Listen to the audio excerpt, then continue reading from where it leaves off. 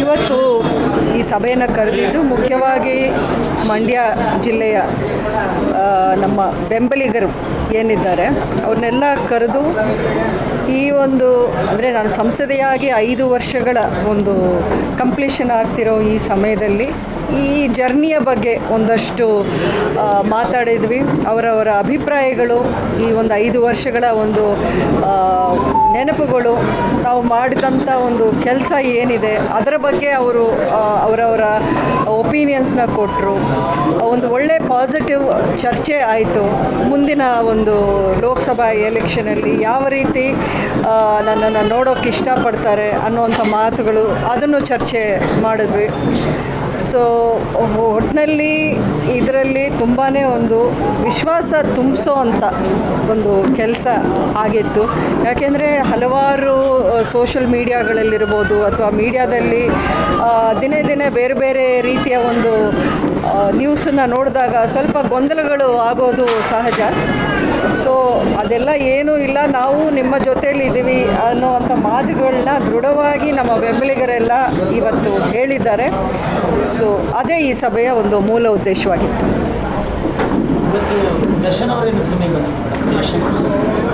ದರ್ಶನ್ ಅವರು ನಮ್ಮ ಎಲೆಕ್ಷನಲ್ಲಿ 5 ವರ್ಷಗಳ ಹಿಂದೆ ಯಾವ ರೀತಿ ನನ್ನ ಜೊತೆಯಲ್ಲಿ ಒಂದು ಸ್ಟ್ರಾಂಗಾಗಿ ನಿಂತ್ಕೊಂಡು ಅಷ್ಟು ಶ್ರಮಪಟ್ಟು ನನಗೋಸ್ಕರ ಕೆಲಸ ಮಾಡಿ ನನ್ನ ಗೆಲುವಿಗೆ ಒಂದು ಮುಖ್ಯವಾದ ಕಾರಣವಾಗಿದ್ದರು. ಇವತ್ತಿಗೂ ಅಷ್ಟೇ, ನಾನು ನಿಮ್ಮ ಜೊತೇಲಿ ಇರ್ತೀನಿ, ನೀವೆಲ್ಲ ನಮ್ಮ ಜೊತೇಲಿ ಇರಬೇಕು ಅಂತ ನಮ್ಮ ಬೆಂಬಲಿಗರನ್ನು ಉದ್ದೇಶಿಸಿ ಅವರು ಮಾತಾಡಿದ್ದಾರೆ. ಇನ್ನೊಂದು ಬಹಳ ಚರ್ಚೆ ಆಗ್ತಾ ಇದೆ, ಪಕ್ಕದಲ್ಲಿ ಕೂತಿದ್ದಾರೆ ಅವರು ನಮ್ಮ ಬಿಜೆಪಿ ಲೀಡರ್ ಈಚೆಗೆ ಬಂದಿದ್ದಾರೆ, ಏನೋ ಸ್ವಲ್ಪ ಬೇಸರಗೊಂಡಿದ್ರು, ದರ್ಶನ ಸಂಧಾನ ಮಾಡಿದ್ರು, ಇದೆಲ್ಲ ಸತ್ಯನಾ ಏನು ಮೇಡಮ್?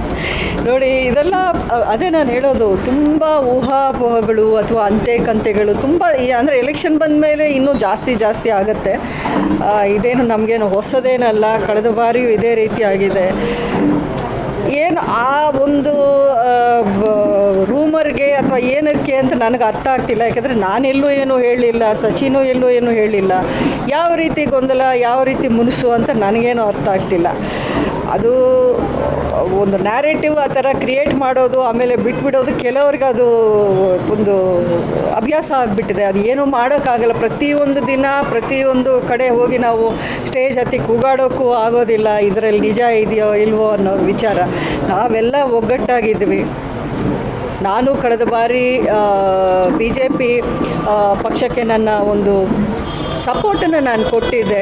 ಆ ಸಮಯದಲ್ಲಿ ಸಚಿ ಆಗಲಿ, ಅಶೋಕ್ ಜಯರಾಮ್ ಆಗಲಿ, ನಮ್ಮ ಹಲವಾರು ಮಂಡ್ಯ ಜಿಲ್ಲೆಯ BJP MLA ಅಭ್ಯರ್ಥಿಗಳು, ಅವರು ಎಲ್ಲರ ಪರವಾಗಿ ನಾನು ತುಂಬ ದೃಢವಾಗಿ ನಿಂತಿದ್ದೀನಿ. ಈಗಲೂ ಅವರು ನಮ್ಮ ಜೊತೆಯಲ್ಲಿದ್ದಾರೆ. ನಾವೆಲ್ಲರೂ ಒಗ್ಗಟ್ಟಾಗಿದ್ದೀವಿ.